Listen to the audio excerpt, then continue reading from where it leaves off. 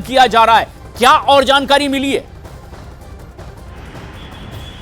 देखिए 26 महीने के भीतर ये चौथा बड़ा ऐसा हमला है जब हमारे जवानों की शहादत हुई है और उसके बाद घात लगाकर इन्होंने हमला किया है। और पीपुल एंटी फासिस्ट मूवमेंट का जो संगठन है वो जम्मू में सक्रिय है और टीआरएफ कश्मीर में सक्रिय है। इन दोनों की बार बार भूमिका जब भी ऐसा अटैक होता है सामने आती है, लेकिन ये जग जाहिर हो चुका है कि लश्कर और जैश के यह प्रॉक्सी संगठन है। ये तो एक बात हुई, लेकिन इससे पहले प्रशांत हमें नोट करना होगा कि 2 महीने में क्या हुआ। 2 महीने में पाकिस्तान की ओर से जम्मू में 2 बार सीज फायर वायलेशन किया गया, मतलब कि अंधाधुंध गोलियां चलाई गई। दूसरा, स्नाइपर अटैक किया गया कि चोरी छुपे जवान पर जो तैनात थे उन पर अटैक किया गया और उनकी हत्या की गई। तो इसका मतलब कि जो रणनीति है पाकिस्तान, जो कि पहले जम्मू और कश्मीर में आतंक को उकसाने की रणनीति है, एक बार फिर उसको जोर देना चाह रहा है। और जो तरीके वो 3-4 साल पहले अख्तियार करता था, अब पिछले करीब 15 महीनों में उन तरीकों को दोबारा वह अख्तियार कर रहा है और इस तरीके के हमले को अंजाम दे रहा है। और बहुत बड़ी भूमिका इस पूरे हमले में, जो कल बड़ा आतंकी हमला हुआ है, ओवरग्राउंड वर्कर की है। और जम्मू कश्मीर में जो हालात सुधरे हैं प्रशांत, वो उनके सुधरने के बाद जम्मू को कैसे आतंक का केंद्र बनाया जाए, इस रणनीति पर काम कर रहा है। और ये आतंकी हमला इसी का नतीजा है। अब देखना होगा कि किन किन लोगों ने यहाँ पर मदद की थी आतंकियों के मूवमेंट में और किन रास्तों से आतंकियों ने घुसपैठ की थी।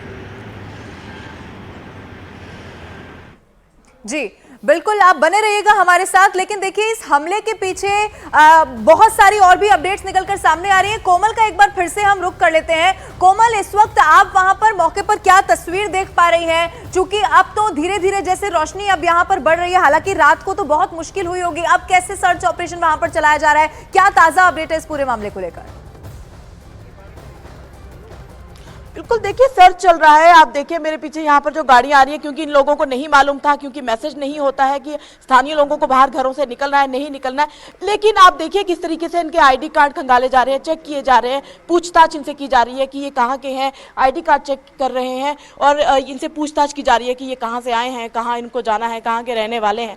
तो क्योंकि आतंकी थे, गाड़ी का भी इस्तेमाल किया होगा, घात लगाई थी, हथियार लेकर भी आए थे, तो कौन सी गाड़ी का इस्तेमाल उन्होंने किया होगा? अगर वो यहाँ रुके तो जंगल से वो इतनी दूर पैदल तो नहीं आए होंगे, सड़क पर वो पैदल नहीं आएंगे, क्योंकि ये जम्मू राजौरी पुंछ का राष्ट्रीय राजमार्ग है जो यहाँ से निकल रहा है, जो आप देख रहे हैं जहाँ पर यह हमला हुआ है। तो यहाँ तक वो अगर आए हैं या किसी बड़े हाईटॉट में वो छुपे हुए थे या किसी के घर में उन्होंने पनाह ली थी, तो रैकी जो 2 महीने उन्होंने की है, तो किसी गाड़ी का भी उन्होंने इस्तेमाल किया होगा। तो इस शक के भी आधार पर जो सर्च सुबह से चल रही है, सुबह सूरज की पहली किरण से ही सर्च शुरू हो गई थी, बढ़ते बढ़ते ये बढ़ गई। अभी ये भी खबर आ रही है कि सेना के जो बड़े अधिकारी जीओसी है वो मौके स्थल पर पहुंचने वाले हैं, मौके का जायजा लेने के लिए वहां पर पहुंचेंगे। यहाँ के डीआईजी जो है राजौरी पुंछ एरिया के, वो भी वहां पर पहुंचे हैं।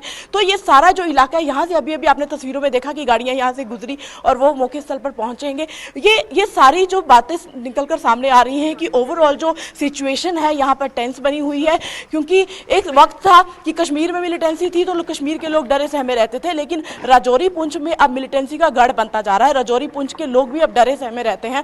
राजौरी में 1 जनवरी को जो डांगरी में हमला हुआ था, उसके बाद से ही ये माहौल जो था यहाँ का बदल गया था। 90 के दशक में यहाँ पर ऐसा हमला हुआ था, तब यहाँ पर मिलिटेंसी पीक पे थी, तब इस तरह के हमले हुआ करते थे। लेकिन इतने सालों के बाद अब यहाँ पर दोबारा वैसी सिचुएशन बन रही है। यहाँ के स्थानीय जो मिलिटेंट थे, जो आज पाकिस्तान में रह रहे हैं, वो आज वहां से भी अपनी साजिशें रच रहे हैं। वो पाकिस्तान में रहे हैं, लेकिन यहाँ पर उनकी साजिशें काम आ रही हैं। यहाँ पर वो अपने नापाक इरादों को मजबूत कर रहे हैं। तो ये जो इलाका है, यहाँ पर सुबह से ही हमने आपको तस्वीरों में दिखाया कि लगातार यहाँ पे चप्पा चप्पा खंगाला जा रहा है हर आने जाने वाली गाड़ी को। हालांकि गाड़ियां आने जाने वाली तो बंद थी, लेकिन जिन लोगों को नहीं मालूम है कि इस इलाके में क्या हुआ है, जो दूर दराज से ये राष्ट्रीय राजमार्ग है यहाँ से गुजर रहे हैं, तो उनको रोका जा रहा है, नहीं आगे जाने दिया जा रहा है, वापिस भेजा जा रहा है, या फिर यहीं से ही उनको साइड पे गाड़ियां उनकी लगवाई जा रही है। तो ओवरऑल जो 18 घंटे से कोमल यहाँ पर सर्च ऑपरेशन जारी है। हालांकि अभी घेरेबंदी की है, मुश्किल हालात हैं, लेकिन जो हमारे जवानों की शहादत हुई है उसका बदला जरूर लिया जाएगा। आप तीनों हमारे साथ रहिए। इस बीच डिफेंस एक्सपर्ट पीके सहगल का इस घटना के बारे में क्या कहना है वो आपको सुनाते हैं। ये साफ तौर पे पाकिस्तान की और आईएसआई की साजिश है और अभी समय आ गया है कि हम उनके जितने भी टेररिस्ट ट्रेनिंग कैंप्स हैं अक्रॉस द बॉर्डर, जिनकी लोकेशन हमको कोऑर्डिनेट्स मालूम है उनको बर्बाद करें। पाकिस्तान को साफ तौर पे मैसेज देना चाहिए, बिल्कुल पुलवामा के बाद में या उरी के बाद में, कि हिंदुस्तान की ज़ीरो टॉलरेंस पॉलिसी है और हम इसको बर्दाश्त नहीं करेंगे। और अगर इसको हमने बर्दाश्त किया तो आने वाले समय में जैसे जैसे इलेक्शन पास में आ रही हैं, इस माफी की साजिश पाकिस्तान की तरफ से और बढ़ेगी। रिफत हमारे सहयोगी भी ग्राउंड रियलिटी पर नजदीक से नजर बनाए हुए हैं। रिफत, कई बड़े सवाल खड़े होते हैं कि क्या वाकई 370 पर जब मुहर लगाई है सुप्रीम कोर्ट ने भी कि यह कानूनी तौर पर हटाया गया है, जो लोग इससे बौखलाए हुए हैं, क्या यह उनकी आनन फानन में की गई हरकत है और वो घुसपैठ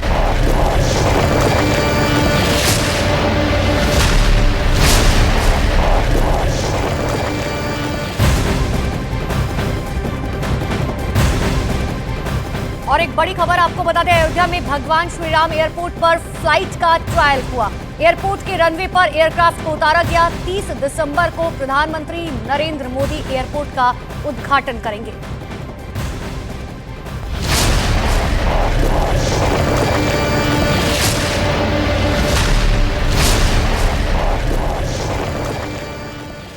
जीपा जी ओवरग्राउंड वर्कर्स के जरिए इस तरह की आतंकी वारदातों को अंजाम दिलवाया जा रहा है।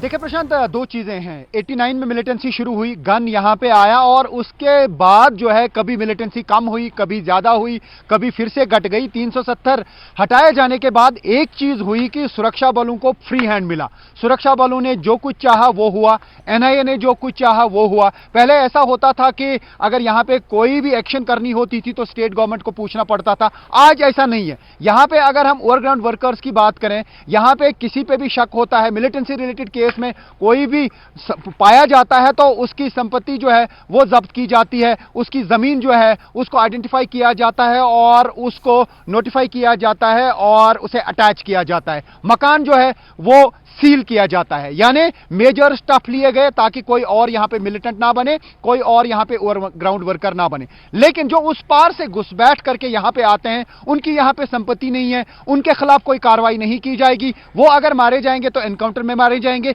तो कोशिश यह हो रही है कि उस पार से जो है वो घुसपैठ कराई जाए। हाल ही में बीएसएफ के आईजी ने साफ बताया कि उन्हें जो सूत्रों से इंफॉर्मेशन मिली है वो 250 से लेके 300 मिलिटेंट जो है लाइन ऑफ कंट्रोल के उस पार लॉन्चिंग पैड्स पे हैं जो घुसपैठ करना चाहते हैं। लेकिन अभी थोड़ी बर्फबारी है पहाड़ों पे, ज्यों ज्यों बर्फ ज्यादा गिरेगी फिर उनके लिए मुश्किल होगा आना। तो यहां पे खास तौर से ये जो सुरनकोट का एरिया है, यहां पे पहले भी मिलिटेंसी रही है, बहुत ज्यादा वहां पे मिलिटेंटों की तादाद भी रही है। लेकिन एक रूट ऐसा था जो पुंछ या राजौरी में मिलिटेंट आते थे, वो मुगल रोड, क्योंकि पहले मुगल रोड बना नहीं था, वहां से जंगली रास्ते के जरिए से साउथ कश्मीर पहुंचते थे। लेकिन जो नॉर्थ कश्मीर में मिलिटेंट्स आते थे वो या तो बारामुल्ला से आते थे, कुपवारा से आते थे, गुरेज से आते थे, गुलमर्ग के एक सेक्टर से आते थे।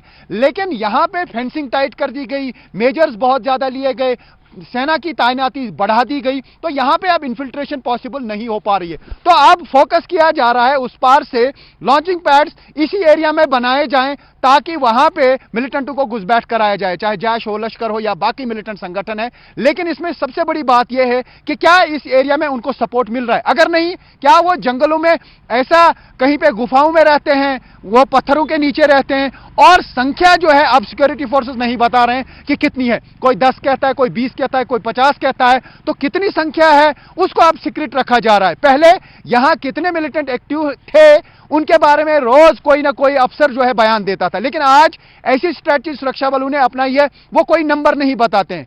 डीजीपी ने यह कहा कि जब तक एक मिलिटेंट भी है तब तक यह नहीं कहा जा सकता है कि मिलिटेंसी जम्मू कश्मीर में खत्म हुई। लेकिन राजौरी पुंछ में एक बड़ा चैलेंज है, वो यह है कि क्या वहां पे फॉरेन मिलिटेंट्स की संख्या ज्यादा है।